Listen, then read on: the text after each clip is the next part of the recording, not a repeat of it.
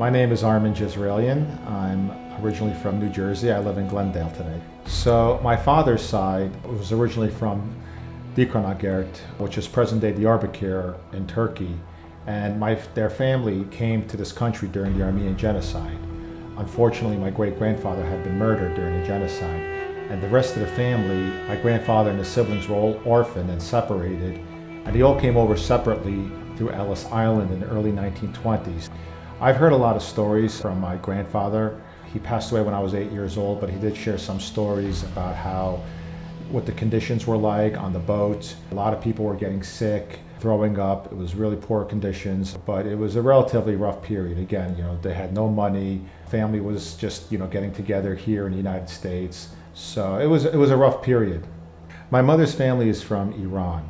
So they came over much later. My mother first came over in the early 1970s. But what happened was in the late 1970s when the Shah, when I guess he was losing his power, there was a whole uproar against him, and Ayatollah Khomeini was coming into power. My mother was getting very antsy at the time. She wanted her parents out of Iran. She wanted them here in the United States just to get out because, at the time no one knew about what the situation was going to be.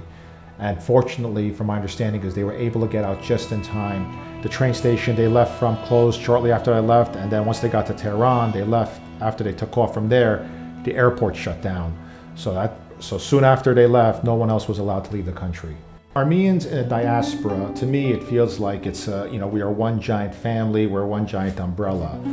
And whenever I travel, there's always a place, a home or a place for me to go to and visit people within each local community. So, for example, I live in Los Angeles, but let's say I wanted to go to Russia. I know there's an Armenian Cultural Center out there, lots of Armenians I can meet within the community. Or if I want to go to Australia, Buenos Aires, I was actually down there a few years ago and I was able to get together with the young professionals, Armenian Young Professionals group down there. We had a great time. There was a culture night. And it was a wonderful experience. In terms of diaspora, I feel like it's one giant family, like umbrella. That's it's always going to be welcoming to anywhere in the world that I want to go visit.